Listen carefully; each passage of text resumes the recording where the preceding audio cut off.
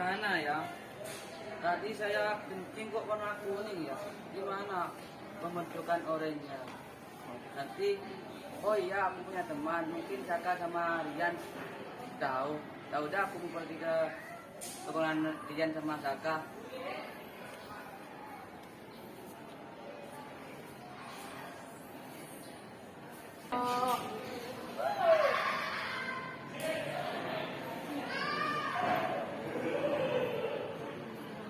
Teman-teman.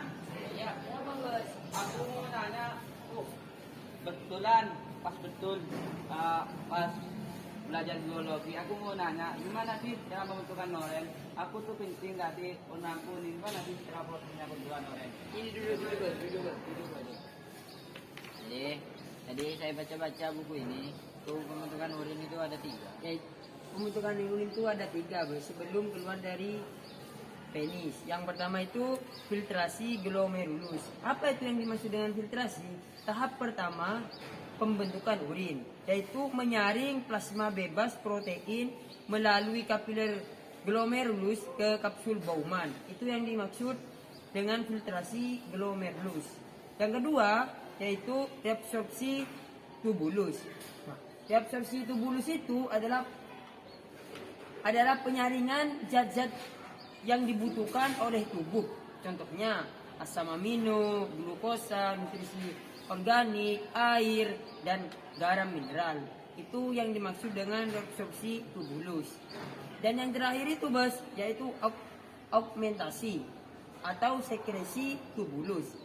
Pengertiannya sekresi tubulus yaitu transport aktif yang memindahkan zat-zat tertentu dari darah dalam kapiler partikuler keluar melalui sel-sel tubuler menuju ke cairan tubuler dan masuk ke dalam urin. Itu tahapan-tahapan dalam pembentukan urin, yaitu ada 3. Adapun faktor-faktornya yaitu ada 2. Nah, yang pertama ada faktor internal. Faktor internal sendiri itu dibagi menjadi 3. Yang pertama itu ada hormon ADH atau bisa disebut antidiuretic hormone. Itu dihasilkan oleh hipotalamus dalam otak, disimpan dan dibebaskan oleh kelenjar yang terletak di bawah hipotalamus. Terus yang kedua ada hormon insulin. Itu dihasilkan oleh sel B pada pankreas. Insulin berfungsi untuk menurunkan kadar glukosa darah dengan cara menginisiasi penyerapan glukosa oleh sel untuk diubah menjadi energi atau disimpan. Itu pengertian dari hormon insulin. Yang ketiga itu ada sistem renin angiotensin atau aldosteron. Itu dihasilkan oleh aparatus juxtaglomeralis untuk merespon tekanan darah rendah, konsentrasi natrium, dan kehilangan air. Itu yang dimaksud sistem renin angiotensin aldosteron. Yang kedua itu faktornya itu ada faktor eksternal. Tadi kan ada internal, ada eksternal. Jadi yang pertama itu ada suhu lingkungan. Itu jika suhu lingkungan panas, banyak mengeluarkan keringat atau osmolaritas darah meningkat. Sekresi SDA atau antidiuretic hormone itu juga meningkat. Yang kedua ada jumlah air yang diminum. Jadi jika banyak meminum air, osmolaritas darah menurun. Sekresi ADH juga atau antidiuretic hormone itu menurun juga. Jadi kalau jumlah air yang diminum itu banyak. Yang ketiga di sini ada alkohol. Alkohol sendiri dapat menghambat pembebasan ADH sehingga menyebabkan kandungan air dalam urin berkurang. Jadi itu faktor-faktor yang mempengaruhi proses pembentukan urin. Itu.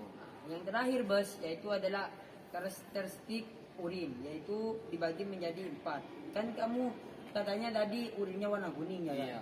Itu yang pertama itu bos, volume urin yang dihasilkan orang dewasa itu sekitar 800 sampai 2500 ml per hari yang dikeluarkan. Banyak bos.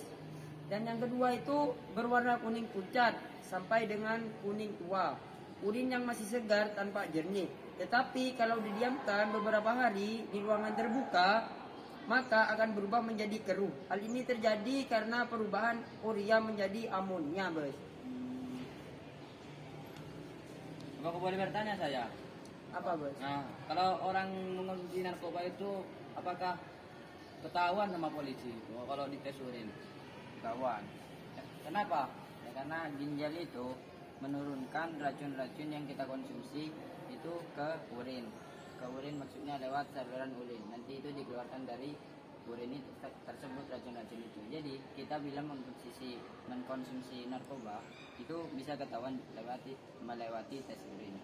Rata-rata polisi itu kan kalau nemu orang nongkrong itu pasti dites urin. Itu apakah mau mengkonsumsi narkoba gitu.